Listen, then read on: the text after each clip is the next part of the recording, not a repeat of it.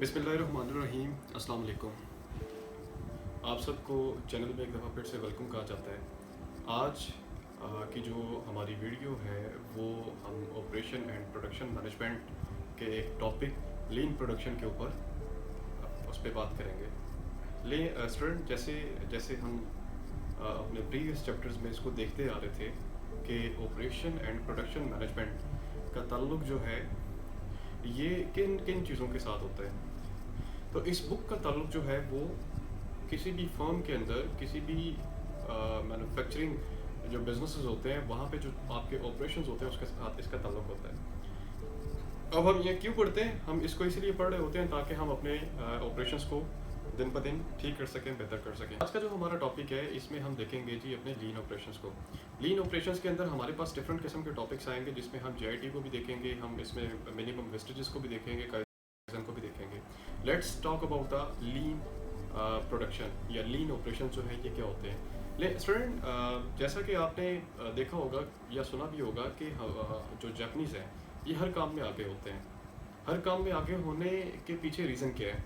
उसकी रीज़न ये बड़ी मशहूर ये स्टोरी भी है और इसके ऊपर काफ़ी ज़्यादा मूवीज़ भी बन चुकी हैं कि वर्ल्ड वार के बाद या उस दौरान जो है जब जापानीज़ के दो सिटीज़ थे हिरोशिमा और नागासाकी, जिनके ऊपर वो क्या था एटॉमिक बम गिराए गए थे।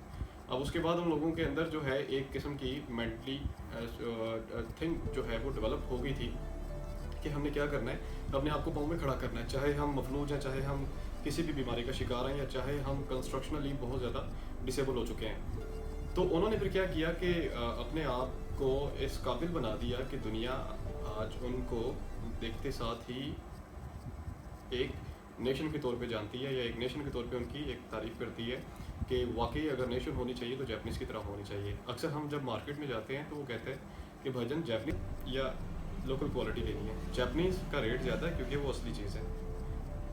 क्या जापानीज़ का रेट ज़्यादा है क्योंकि वो असली चीज़ है। लोकल चीज़ लेनी है उसकी मैं गारंटी नहीं दूंगा जापानीज़ की होती है। उसकी रीज़न ये है कि जापानीज़ जो है वो क्वालिटी के ऊपर बिल्कुल भी कंप्रोमाइज़ नहीं करते। थोड़ा सा आगे मूव करते हैं, अपने बात हो रही है जी लीन ऑपरेशंस की।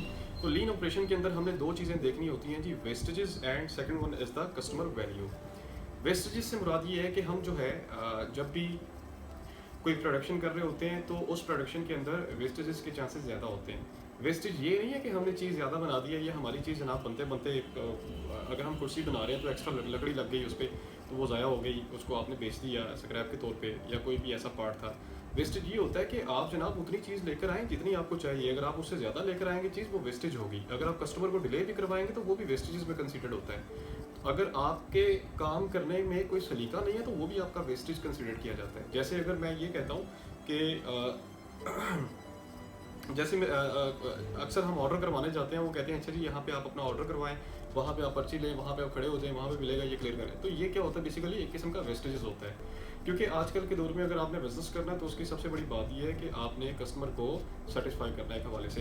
खैर वेस्टेजेस के बाद दूसरी चीज़ आती है इसमें वैल्यू। वैल्यू क्या है कि कस्टमर जो है वो कहता है कि भाई मैंने जितने पैसे दिए हैं उसके बदले जो मुझे चीज़ मिल रही है वो चीज़ ऐसी होनी चाहिए कि भाई मैं ये बात समझूं कि वाकई मेरे पैसे पूरे हो गए। That is the value.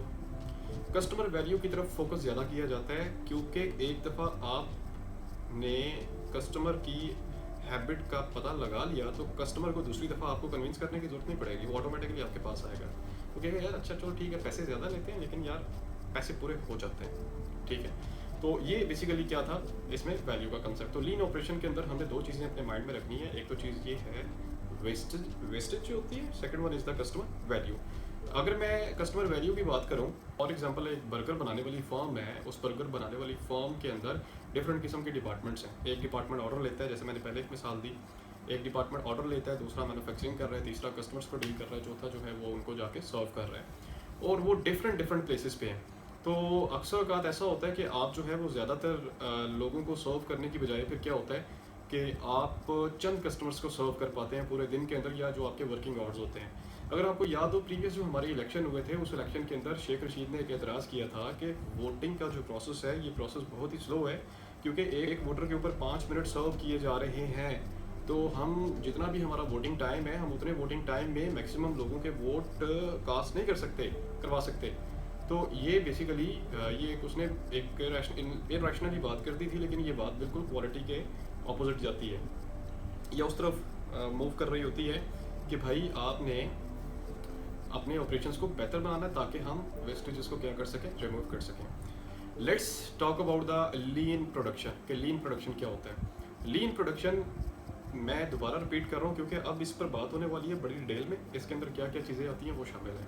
ये जी स्टूडेंट, लीन प्रोडक्शन कम से कम आपने वेस्टेजेस करनी है और ज़्यादा से ज़्यादा कस्टमर की वैल्यू के ऊपर फोकस करना है। इसके अंदर जो डिस्कसेबल चीज़ें हैं वो 4 हैं। सबसे पहली चीज़, मिनिमम वेस्टेजेस, कम से कम वेस्टेजेस, ठीक है, इसकी बात मैंने बड़ी डिटेल से आपको बता दी है। उसके बाद सेकंड वन इसमें आता है JIT प्रोडक्शन।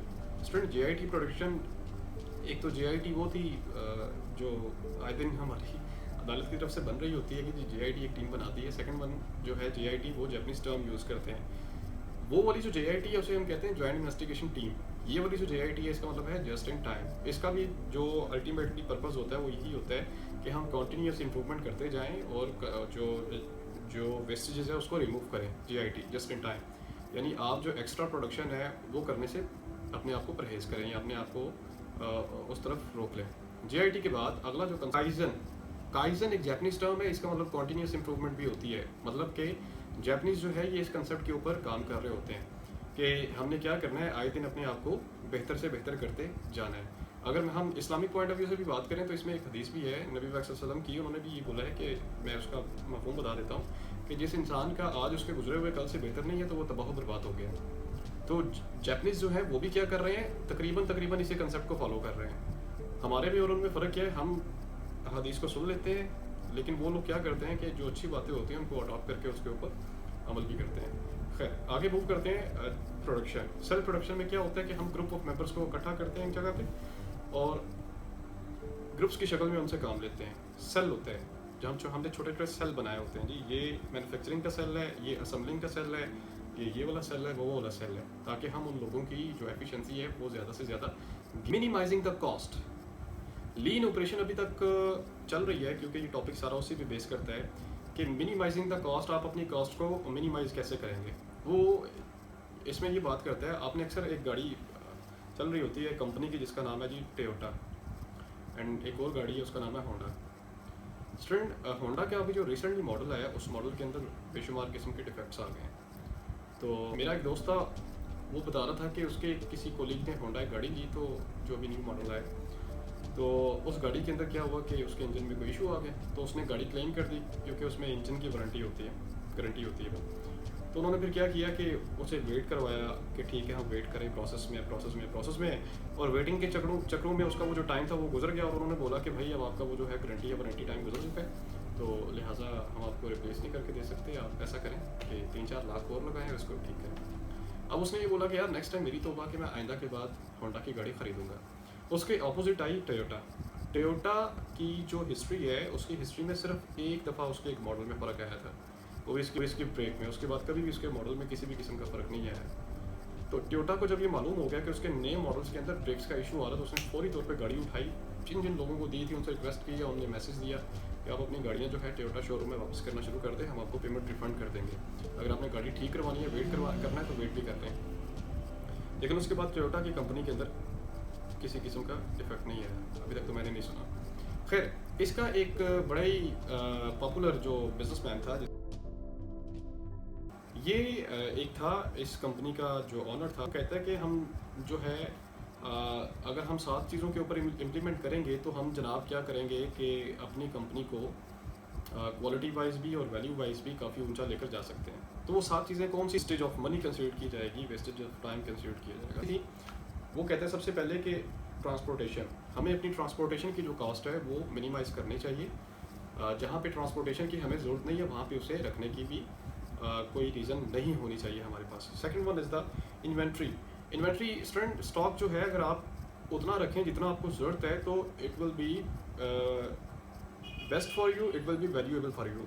अगर आप स्टॉक डिमांड से ज़्यादा रखते हैं तो एक किस्म का वो आपके ऊपर बोझ होता है, उसके ख़राब होने का खतरा होता है, उसके स्पॉइल होने का खतरा होता है। Is the motion. Student, motion जो है, जो फिजिकल लोगों की मूवमेंट होती है एक जगह से दूसरी जगह, ये उसके ऊपर भी कहते हैं कि फोकस करना चाहिए, क्योंकि अगर लोग बिला वजह वर्किंग आवर्स के दौरान मूव करेंगे, बेमकसद मूव करेंगे, तो वो भी उल्टा नुकसान है।